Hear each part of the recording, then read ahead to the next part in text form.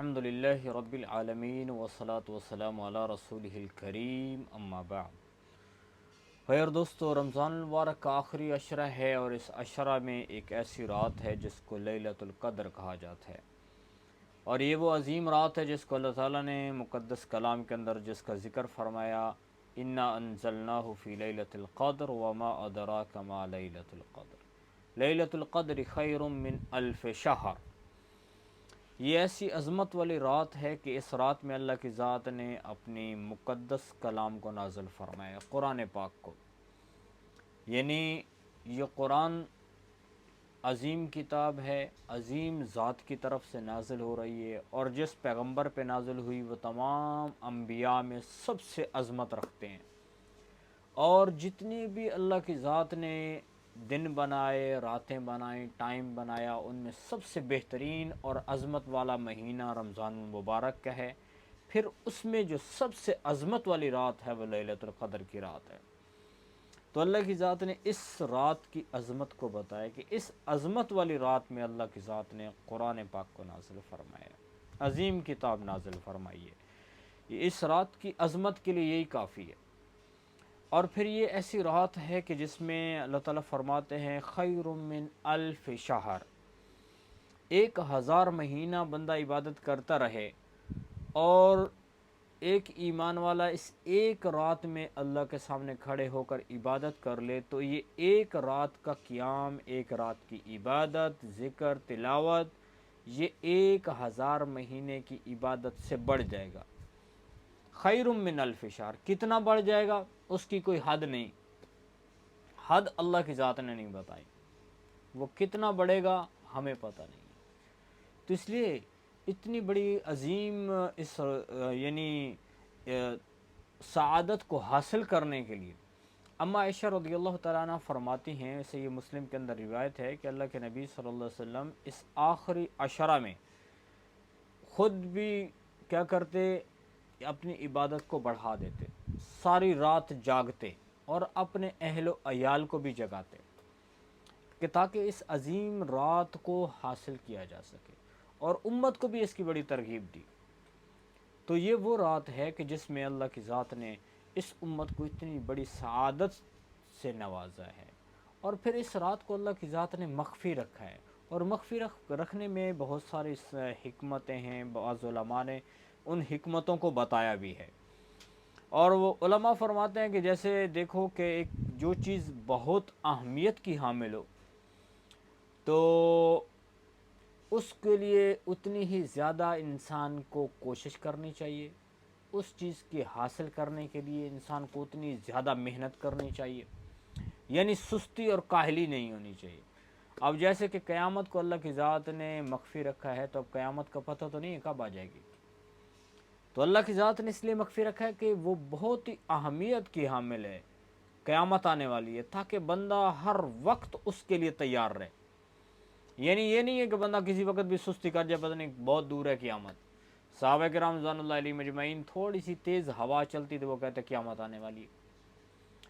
اگر کہیں پہ یعنی طوفان آیا ہے، کوئی بھی خطرناک ایسا حادثہ ہونے لگا قدرتی طور پر، تو صحابہ فوراً چونک جاتے تھے اور سوچتے تھے کہ ہو سکتا ہے قیامت آ رہی ہے۔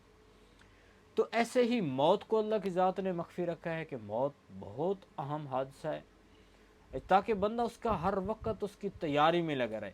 اگر ایک بندے کو پتہ چل جائے میں نے فلاں دن مرنا ہے، تو وہ بندہ تو پتہ نہیں پہلے زندگی ساری جو ہے جو اس کی ہوگی وہ ساری سستی میں گزار دے گا، تاکہ ہر وقت بندہ اس موت کی تیاری میں لگا رہے۔ اور ایسے ہی اللہ کی ذات نے صلاۃ الوسطیٰ، جو اہم ترین نماز جو بتائی ہے، اس کو بھی مخفی رکھا ہے۔ بعض علماء نے تو اس کو صلاۃ الوسطیٰ کو نماز عصر بتایا کہ نماز عصر ہے، لیکن بعض علماء نے اس کی بارے میں فرمایا کہ یعنی اہم ترین نماز، تو اس لیے ہر نماز بہت اہمیت کی حامل ہے۔ تو انسان کو ہر نماز جو ہے وہ اتنی اہمیت کے ساتھ پڑھنی چاہیے کہ زندگی میں ایک بہت بڑا جیسے کام کر رہا ہو۔ تو اور ان میں سے ایک یہ بھی ہے کہ اللہ کی ذات نے لیلۃ القدر کو بھی چھپا دیا ہے اور مخفی رکھ دیا ہے کہ تاکہ بندہ پورا مہینہ اس کے لیے کوشش کرتا رہے۔ اور خاص طور پہ اللہ کے نبی صلی اللہ علیہ وسلم نے اس رات کے حاصل کرنے کے لیے پورا مہینہ اعتکاف کیا، 20 دن اعتکاف کیا، اور پھر خاص طور پر آخری عشرہ اعتکاف فرمایا۔ اور ایک حدیث سے تو یوں معلوم ہوتا ہے کہ اللہ کے نبی فرماتے ہیں کہ میں تو تم لوگوں کو بتانے کے لیے آ رہا تھا کہ وہ کون سی رات ہے، لیکن راستے میں دو لوگ آپس میں جھگڑا کر رہے تھے، تو اس جھگڑے کی وجہ سے اس رات کی تعیین میرے ذہن سے نکال دی گئی، اٹھا لی گئی۔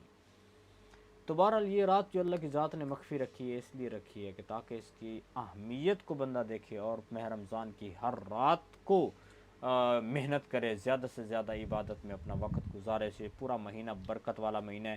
اور پھر خاص طور پر اللہ کے نبی نے آخری عشرہ بتایا، اور پھر فرمایا کہ اس کی طاق راتوں میں کوشش کریں اس رات کے حصول کے لیے۔ تو اللہ تعالیٰ جو ہے ہمیں ہمت دے، توفیق دے۔ یہ بہت ہی عظمت والی رات ہے۔ صحابہ کرام رضوان اللہ علیہ مجمعین نے بھی بڑی کوشش کی، اور حدیث سے یہ اس بات کا بھی پتہ چلتا ہے کہ فرمایا کہ حقیقی محروم رہنے والا بندہ وہی ہے کہ جو اس رات سے محروم رہ گیا۔ اصل میں سب سے بڑا یعنی جو بد نصیب انسان ہے وہی ہے کہ جس نے رمضان المبارک کی عظمت والی راتوں کو پایا اور پھر لیلۃ القدر کو حاصل نہ کر سکا۔ تو اما عائشہ رضی اللہ تعالیٰ عنہ سے روایت ہے، انہوں نے اللہ کے نبی سے پوچھا یا رسول اللہ اگر میں یہ رات پالوں تو میں کون سی دعا اللہ کی ذات سے مانگوں؟ تو اللہ کے نبی نے فرمایا اللہم انک عفو کریم تحب العفو فاعف عنی۔ تو اللہ کی ذات سے اس طرح سے یعنی اس دعا کا آپ اہتمام کرنا۔ تو بہرحال ان دنوں کے اندر یہ جو خاص طور پر آخری عشرہ ہے، اس میں خاص طور پر جو طاق راتیں ہیں ان میں اس رات کو تلاش کرنا چاہیے۔ اور یہ وہ رات ہے جس کے بارے میں اللہ فرماتے ہیں تنزل الملائکۃ والروح، اس میں فرشتے بھی اترتے ہیں، اس میں جبریل امین بھی آتے ہیں، اور وہ اترتے رہتے ہیں یہاں تک کہ صبح طلوع ہو جاتی ہے۔ یعنی فرشتے پوری اللہ کی رحمت کو لے کر زمین پہ اتر آتے ہیں، یہاں تک کہ زمین پوری فرشتوں سے بھر جاتی ہے۔ تو یہ عظمت والی رات ہے، سلام ہی حتی مطلع الفجر، تو یعنی اس پوری رات اللہ کی ذات کی طرف سے رحمت لوگوں کے اوپر اترتی رہتی ہے۔ تو اس رات میں کوئی اس پورا یعنی جو خاص طور پہ آخری عشرہ ہے، اس میں ایمان والوں کو کوشش کرنی چاہیے لیلۃ القدر کو تلاش کیا جائے، اور یہ ان راتوں کے اندر عبادت میں اپنا وقت گزارا جائے۔ اور عبادت میں وقت گزارنے کے لیے اس کے مختلف طریقے ہیں کہ تھوڑے بہت ٹائم قرآن کی تلاوت کر لیں، تھوڑا سا وقفہ کر لیا، پھر ذکر کر لیا، پھر کچھ نماز پڑھ لی، نوافل کے ذریعے سے اپنا وقت جو ہے وہ یعنی نیکی کے کام میں گزار دیا۔ تو اس کے ذریعے سے یہ رات جو ہے پوری قیمتی بن جائے گی۔ اور خاص طور پر وہ لوگ جو پورا یعنی 10 دن کا اعتکاف کرتے ہیں، وہ اس عظمت والی رات کو حاصل کر لیتے ہیں، وہ بہت خوش نصیب لوگ ہیں۔ کیونکہ اگر اعتکاف کرنے والا تو سو بھی رہا ہو تو بھی اس کے نامہ اعمال میں اجر لکھا جا رہا ہوتا ہے۔ تو اللہ تعالی ہمیں اس کے اوپر عمل کی توفیق دے، ہمت عطا فرمائے اس عظمت والی رات کی تلاش کرنے کی۔